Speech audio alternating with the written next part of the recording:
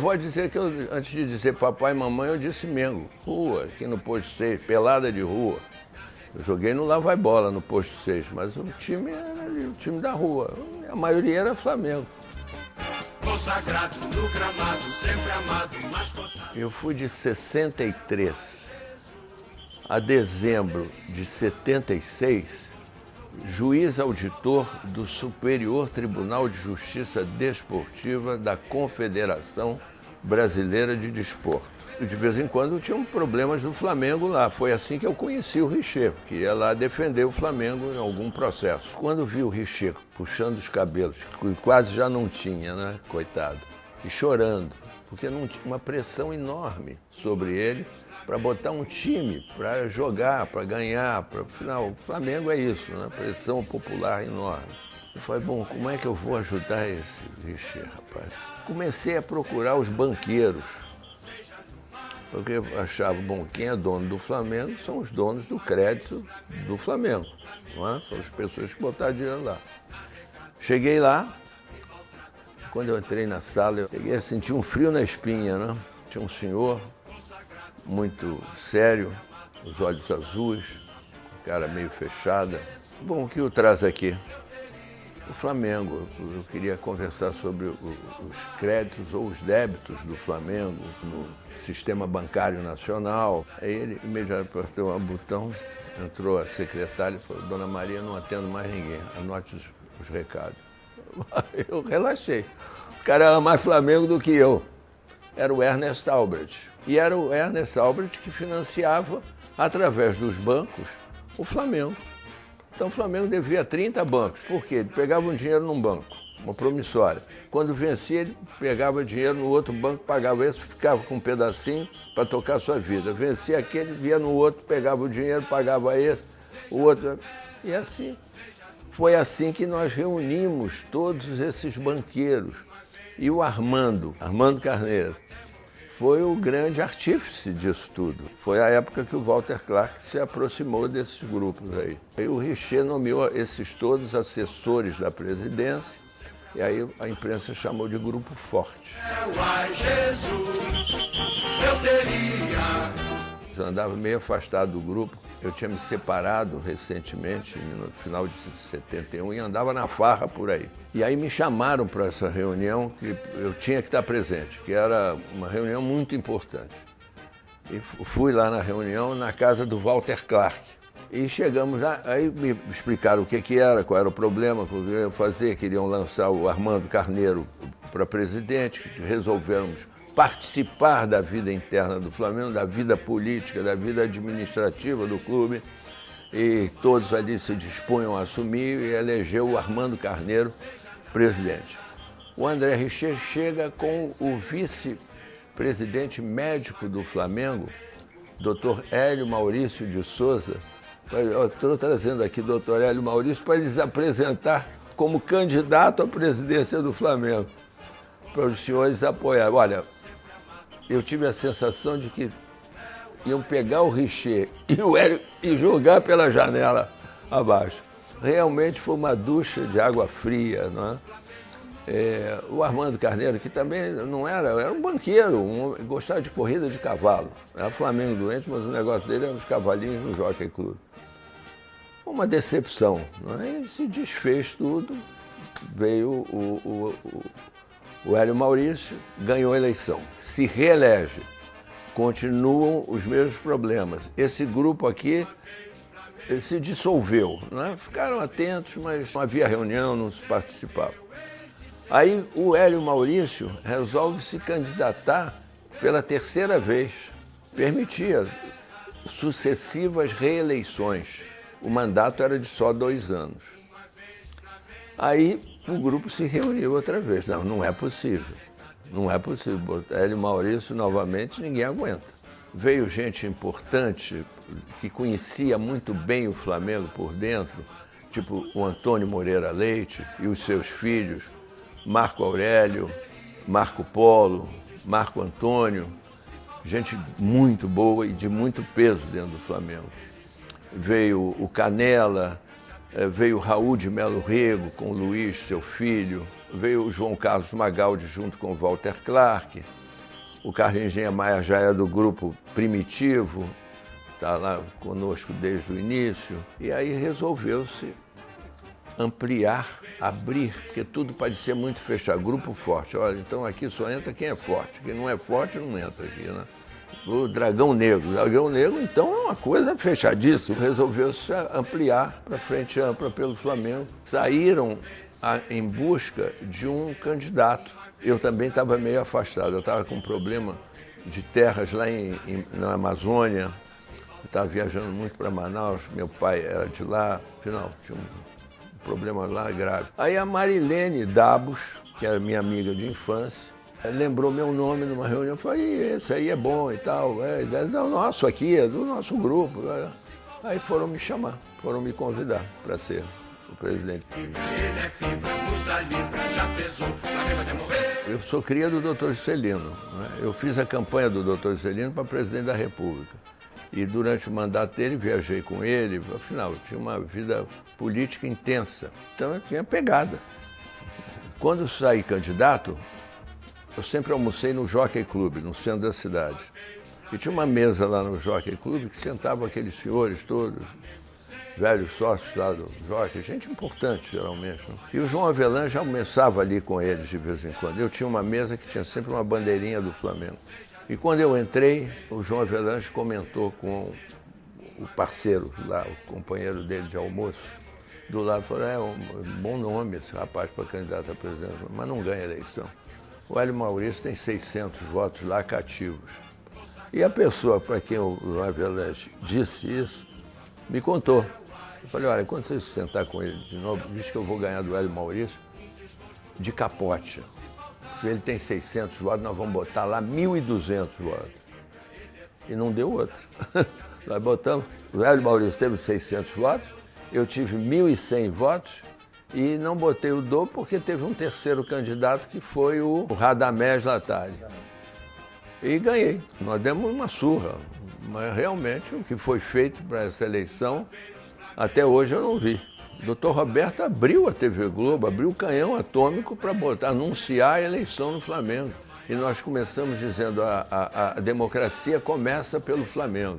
Foi uma comoção nacional, a ponto de um regime, o general Garrastazu Médici, que era Flamengo, veio à eleição e para votar contra. Então foi a glória. Ganhamos, derrotamos realmente quem nós queríamos derrotar, que era o poder militar, o poder da força bruta, né, dos autoritarismos. Um desgosto profundo se faltasse. Se eu não tivesse o grupo com os quais eu governo, eu não seria nada. E naquele momento, eu tinha em volta de mim 3 pessoas maravilhosas. Eles que fizeram a revolução no Flamengo. Não fui eu. Marco Aurélio Moreira Leite, que nasceu dentro da Gávea, o pai dele tinha sido candidato à presidência do clube. Era um velho, antigo prócer rubro-negro e muito versado em política, Marco Aurélio. Nenhum tinha função. O Bruno Luiz Ribeiro da Silveira, o Bruno Silveira. O Bruno nunca tinha entrado no Flamengo, era Flamengo. E o Magaldi, João Carlos Magaldi, que é paulista e corintiano, mas era diretor de marketing da TV Globo. Foram eles que fizeram essa revolução. Ganhamos o Botafogo, 2-1. Logo o primeiro clássico do nosso mandato. Foi uma festa. Eu sou arrogante como qualquer torcedor do Flamengo. Eu acho que o Flamengo é o maior, o Flamengo é o melhor clube do mundo, o Flamengo é tudo. Eu vi gente tremer quando chegava, o cara ser técnico para mim, piscar mais do que não sei o quê. Pesa, porque nada é mais forte do que o Flamengo. Essa é a verdade. Seja na terra, seja no mar, vencer. Não era a chuva, foi névoa. Névoa, você quase não via do lado de cá, você não via o lado de lá do estádio. Ficou ruim, foi uma noite tenebrosa, sabe? Eu não creio em bruxas, pero que las hay, não é? As bruxas estavam soltas por ali, sabe, passeando. Eu acho que não foi o Coutinho, foi o Júnior que impulsionou o Coutinho a falar, não, vamos jogar, vamos jogar. Eu senti que não estava bom, mas não cheguei ao ponto de dar o grito. Não pode ter jogo, isso não vai levar, não vai acabar bem, vamos parar isso aqui. mas não tive esse impulso. A mudança da programação visual do Flamengo, né? A Elzinha fez os jogadores, os atletas crescerem de tamanho, né? A camisa com listas pequenas abafava o jogador, né? O Flamengo foi campeão mundial com a camisa que a Elzinha desenhou. E continua, no meu ponto de vista, sendo a camisa branca mais bonita que o Flamengo já teve. A vermelha e preta nem se fale. Flamengo até morrer. Na regata ele me mata. Eu não pude me reeleger. Eu não teria condições, pelo estatuto do clube, nós colocamos um impedimento. Lembra do Hélio Maurício? Primeira reeleição, segunda reeleição.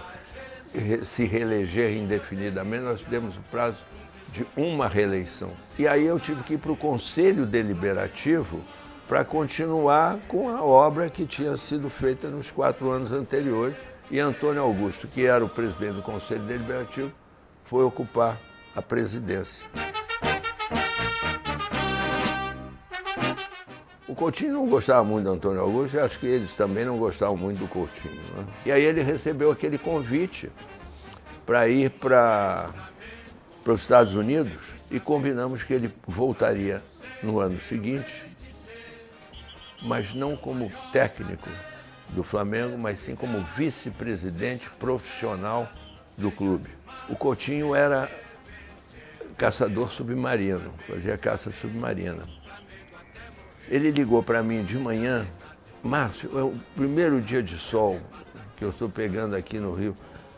Será que a gente desmarca esse almoço com o Almirante, passamos para a semana que vem e eu vou pescar? Não, vai pescar, eu falo com o Almirante. Quando eu estou no cartório, liga um jornalista, um grande amigo meu, Moisés Meorras, do jornal O Dia. Márcio, aqui eu tenho uma notícia que está chegando aqui no jornal. Parece que o Coutinho teve um acidente lá, um acidente grave. Não está bem. Você já ouviu falar? Não. Me deu um frio na espinha, rapaz, uma coisa. Meu Deus do céu. Saí correndo, peguei o carro, vim aqui para o Marimbajo, né? O corpo dele ainda nem tinha chegado. E foi realmente uma coisa braba, um choque brabo. Eu tenho uma imagem fortíssima para mim, que vi ali no gramado da Gávea, num dia de treinamento, o Coutinho conversando com o Buque e o Canela, os três conversando ali. No dia que eu vi isso, eu fiquei tranquilo. Falei, bom, agora eu entendo de futebol, porque não há nada mais forte no Flamengo do que a imagem desses três. Porque são imagens voltadas para a vitória, o compromisso com a vitória. São Judas Tadeu sempre foi importante para o Flamengo ganhar. Não se esqueçam que quem criou essa tradição foi o Padre Góes, que criou aquela igreja lá no Cosme Velho. E ele dizia que devia aquilo à torcida do Flamengo. Foi a torcida do Flamengo que fez aquela magnífica igreja. O Padre Góes ia aos jogos de batina e guarda-chuva. Ele torcia, ele ia na arquibancada. Quando chego lá, o Padre Góes morre. Resolvemos, melhor dizendo, não quebrar essa tradição, não deixar que essa tradição de São Judas com o Flamengo se perdesse. E aí passei a investir nisso, levar os jogadores à missa lá. Fiz uma capela na Gávea com a imagem de São Judas. Primeiro entronizamos São Judas no vestiário do Flamengo. O Padre Góes, quando faleceu, foi para lá o Monsenhor Bessa. Eu jamais fiz um pedido a São Judas que ele não me atendesse.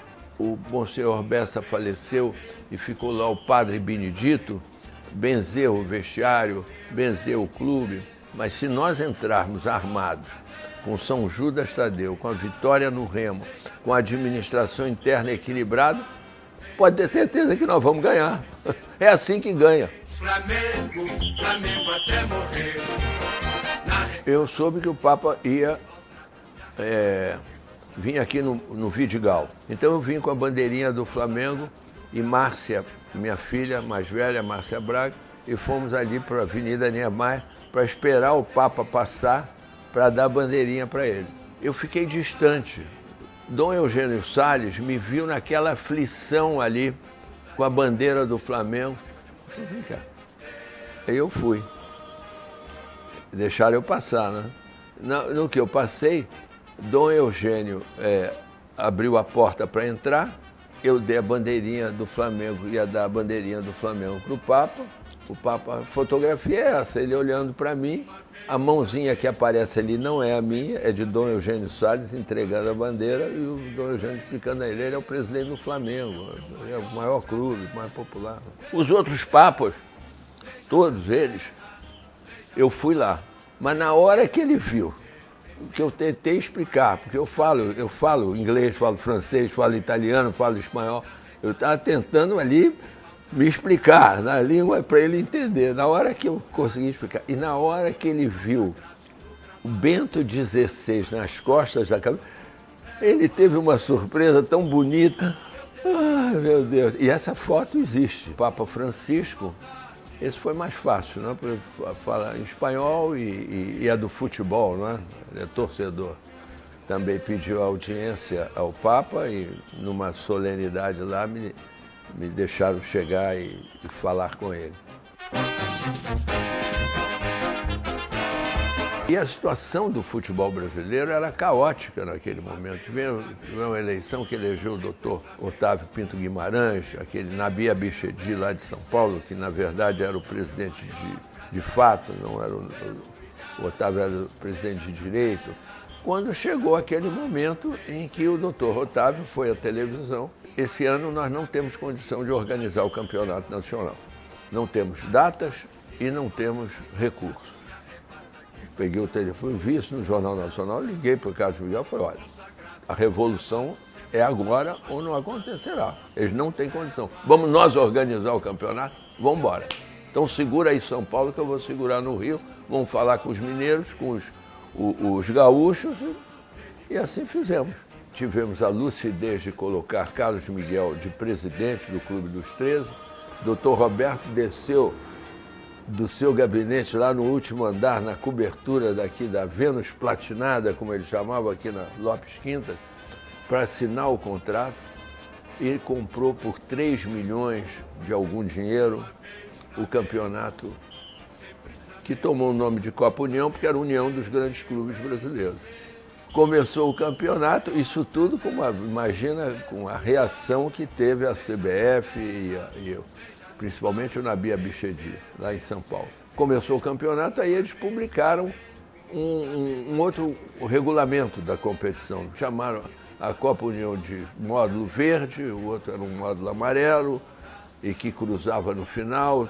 Claro que a pressão política do Otávio não, da CBF, não, do Nabi, grande para haver o cruzamento. Nós decidimos unanimemente, todos os dirigentes, presidentes dos clubes, que não haveria cruzamento, e o Flamengo não jogou. Nem o Flamengo, nem o Internacional, né? Porque o Internacional foi o segundo colocado, também tinha que jogar, sei lá com quem. Eles entraram na Justiça Comum, nós aqui fomos defendidos na Justiça Desportiva. Não esquecer que a Justiça Comum está na Constituição, que foi escrita por mim. O que está escrito no livrinho é isso aqui, ó, que só pode recorrer à Justiça Comum ações relativas à disciplina e às competições desportivas após esgotarem-se as instâncias da Justiça Desportiva regulada em lei. Mas claro que isso é impossível. Ficaram 2 decisões, uma desportiva e depois eles conseguiram uma decisão na Justiça lá em Pernambuco. Na verdade, eles foram campeões, né? Eles foram campeões da 2ª divisão. Nós fomos campeão no campo. Se nós tivemos reconhecida a nossa vitória na Justiça Desportiva, no Tribunal Administrativo, no Conselho Nacional de Desporto, que era o órgão máximo do esporte brasileiro, como é que você vai discutir o quê? Eles é que foram recorrer à Justiça Comum quando não podiam ter feito E a CBF não podia ter reconhecido isso como tal. Então, realmente não adianta ir ao Supremo, porque o Supremo caiu na mão do ministro Marco Aurélio Mello, e o ministro Marco Aurélio Mello, que é um grande rubro-negro, não teve outra condição de não ser dizer, não, esta questão está finda. Transitou em julgado, acabou. Fez do preto branco, do quadrado redondo, não tem o que decidir. Todo mundo sabe que o campeão de direito e de fato foi o Flamengo, mas para o registro da justiça, não. Naquela época, você só contratava um jogador da expressão de um Renato quando havia litígio entre o atleta e o clube. E o Renato entrou em litígio com o Grêmio. Então, está na hora de nós contratarmos o Renato, que é um grande jogador. E partimos para cima. Então, reforçou muito o time, porque tinha o Zico, o Bebeto. Não foi o Carlinhos, outra vez, o técnico? Não foram os meninos que estavam em campo? Chefiado por um da velha guarda? O Márcio entende de futebol. Não, eu não entendo nada.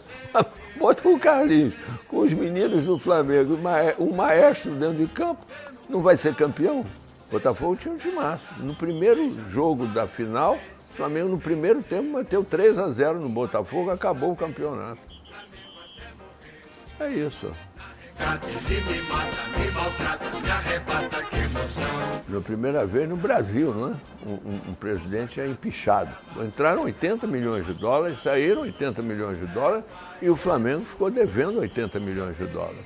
Botamos para fora e ele não foi expulso do clube, porque antes da expulsão ele renunciou e deixou de ser sócio. Aí você não podia pôr nenhuma pessoa que não era sócio. Mas entramos na justiça para reaver todos os recursos, todos os dinheiros que ele malversou. Ganhamos na justiça. Nossos advogados ganharam na justiça. Veio um período dificílimo. E aí entrou o Hélio Paulo Ferraz, não é? Como presidente, ficou ali cumprindo o mandato do Edmundo Santos Silva, um ano e meio, por aí. Veio a eleição, eu tive que me candidatar, como eu digo, sempre tem que voltar na hora que está pegando fogo. E foi o momento mais difícil que eu vi na história do Flamengo que eu passei. Porque em 2004, quando nós lá chegamos, o Ministério Público Federal entrou com uma ação civil pública na Justiça Federal, dizendo que o Flamengo estava em estado de insolvência, porque se vendesse todos os seus bens, o patrimônio líquido era negativo em 139 milhões de reais. Nós tínhamos que vender tudo, os quadros, as salas, os móveis, os barcos de remo, os títulos, tudo. Ainda ia ficar devendo 139 milhões de reais, isso em dezembro ou janeiro de 2004. Foi nessa circunstância que nós chegamos no Flamengo. Então nós não tínhamos nem talão de cheque. A maior vitória foi a do gol do Rondinelli e a pior derrota foi essa para o Santo André, um time da segunda divisão de São Paulo. Isso tendo como diretor técnico o Júnior, não é isso? Nosso técnico, quem era o Abel, quer dizer, o que nós tínhamos de melhor. Não é? Na regata ele me mata, me maltrata, me arrebata. Nós fizemos colocar no Estatuto do Flamengo que reformamos em 1979. A prioridade do Flamengo é o remo e o futebol. O Flamengo é clube de regatas, o remo em primeiro lugar. Isso aí tem que ter a atenção principal do Flamengo. O resto é acessório. A ginástica olímpica, a natação, aquela nado sincronizado, a bocha, tudo isso. O Flamengo, quando nós chegamos lá, tinha 11 esportes. Tinha xadrez, disputava até xadrez, boxe, judô. Gente boa, tudo gente boa. Mas você não tem como financiar através da taxa de manutenção do associado, da receita das escolinhas e tirar do futebol. A CBF nunca deu nada para o futebol, nunca, zero. O COB nunca deu um recurso para o esporte olímpico, zero. Tudo era formado. O Flamengo leva delegações de 30, 40 atletas, preparadores físicos, técnicos, tudo pago pelo Flamengo para disputar o Mundial, para disputar os Jogos Olímpicos. Chegou um ponto que eu disse, acabou o dinheiro. Sabe, quer saber? Acabou o dinheiro. Porque os atletas da ginástica olímpica queriam ganhar salários superiores ou tanto quanto o jogador de futebol. Para competir, não é pelo Flamengo. Você nunca viu um atleta desses com um escudinho do Flamengo disputando uma competição internacional. Tudo em nome da Confederação, em nome do Brasil, em nome do Comitê Olímpico. Eu não sou contra. Eu não sou contra. Eu acho que o menino que entra no Flamengo, se vai nadar, ele não vai nadar para curar da asma. Ele vai botar o calção com a imagem do Flamengo, ele tem que bater em primeiro lugar. Ele tem que chegar em primeiro lugar. Agora acabou mesmo, não é? Acabou a CBF, está todo mundo na cadeia, fugido, desaparecido. No Comitê Olímpico a mesma coisa. Ou seja, o Márcio Braga, mais uma vez, tinha razão. Venceu uma vez Flamengo, Flamengo até morrer. O Flamengo, comigo, lá na direção, jamais foi campeão com os salários dos atletas em dia. Não existe isso. Nós íamos jogar na Europa e pagava o salário dos atletas lá fora, pagava as gratificações lá fora, com dinheiro que entrava do jogo lá. É impossível você ter um clube da expressão do Flamengo com arrecadação apenas de bilheteria e depois tendo alguma outro tipo de arrecadação, mas gastando o que gasta. Nenhum credor deixou de receber o que lhe era devido pelo Flamengo. Todo mundo recebeu sempre tudo. Dezembro de 2009, festa de premiação do Campeonato Brasileiro de 2009, que o Flamengo ganhou. E eu estava lá, eu era presidente do Flamengo, fui receber o cheque, né, do Flamengo, peguei o cheque e dei para o goleiro Bruno, que era o capitão da equipe. Para pagar ali, nós fomos campeão aquele ano, campeão carioca, campeão brasileiro, primeiro lugar em renda, em público pagante, campeão de tudo. E não tínhamos o dinheiro para pagar o salário. Consagrado no gramado, sempre amado, mascotado. Porque a grande dívida do Flamengo é com o governo. É a dívida da Previdência, é a dívida do imposto de renda, é a dívida daquelas ações do Banco Central. Então a Time Mania se comprometia a congelar essa dívida e pagá-la com os recursos auferidos pela Time Mania. Por isso investimos tanto nela, que acabou não dando certo. Posteriormente criou-se um sistema diferenciado que chama Profut, consolidou a dívida do Flamengo, a dívida fiscal. Aí tivemos as certidões negativadas e, portanto, o Flamengo pode crescer. Veja o tamanho que o Flamengo está tendo hoje. Aumentou a renda de venda de camisas, aumentou a renda oferida com direito de imagem, afinal, virou um outro mundo. Flamengo até morrer. Eu estava em casa, mas a diretoria toda é a que nós nomeamos. O Delair assumiu, foi muito bem, não trocou ninguém da diretoria. E eu, esporadicamente, reassumia, passava uma semana, saía, voltava, mas esteve sempre sob o nosso comando. Da onde é o Adriano, hein? Vila Cruzeiro? Ele não começou no Flamengo? Tá fácil, né? Ganhar com a nossa gente é mole. Eu fui ao jogo do Flamengo com o Corinthians, lá em São Paulo. Eu acho que o jogo foi até em Campinas. Mas o que eu quero registrar é o seguinte, que as personagens estão vivas, todas elas. O Ronaldo estava jogando de centroavante pelo Corinthians. E lá no 30º minuto do primeiro tempo, ele cai atrás do gol do Flamengo, né? Lesionado, ou simulando uma lesão, e o Bruno, não veio o médico, não atendeu, o árbitro não parou, o Bruno foi lá ajudá-lo, né? Bruno goleiro, nosso goleiro. Ele virou e falou, não, fica tranquilo, eu quero sair, eu sou Flamengo. Ele simulou uma lesão para sair de campo, não é? Como lesionado, porque ele também queria que o Flamengo fosse campeão. As testemunhas são o Bruno e ele próprio. Nós botamos ele lá, para treinar lá, para se recuperar, não era treinar, recuperar. No meio do tratamento dele, pensou-se no contrato, eu me reuni com o procurador dele, fui almoçar com ele no Jockey Club e chegamos à conclusão que ainda era cedo para tratar de contrato, era melhor esperar um pouco mais da recuperação dele. Até ali não se sabia se ele ia voltar a jogar ou não. O perigo da gente fazer um contrato é que vai aumentar a taxa de ansiedade do atleta. Você vai fazer um contrato de trabalho com ele, ele está em recuperação, no final da recuperação, e se ele não volta a jogar? E se ele assina o contrato, ele vai querer adiantar o seu tratamento para poder jogar. Não é sensato fazer isso. Terceiro fato, um dia o Ronaldo me liga. Nunca falei com o jogador, eu não tenho. Ele liga e fala, olha, presidente, estão dizendo por aí que o Corinthians está atrás de mim, que eu vou para o Corinthians. Eu não vou, eu quero ficar no Flamengo, eu quero jogar no Flamengo. O senhor fique, tá bom, ótimo, quando você estiver pronto, vamos fazer o contrato, nenhum problema, fica aí. Semana seguinte, ele estava no Corinthians. Então, eu acredito que ele foi muito calhorda com o Flamengo, muito. Desses 6 anos, de 2004 a dezembro de 2009, nós tivemos o 5º pentatricampeonato, ganhamos 4 campeonatos cariocas, ganhamos a Copa do Brasil, ganhamos o Campeonato Brasileiro. É um milagre. Eu vi tanto Flamengo, né? Eu vi o Jurandir jogando, né?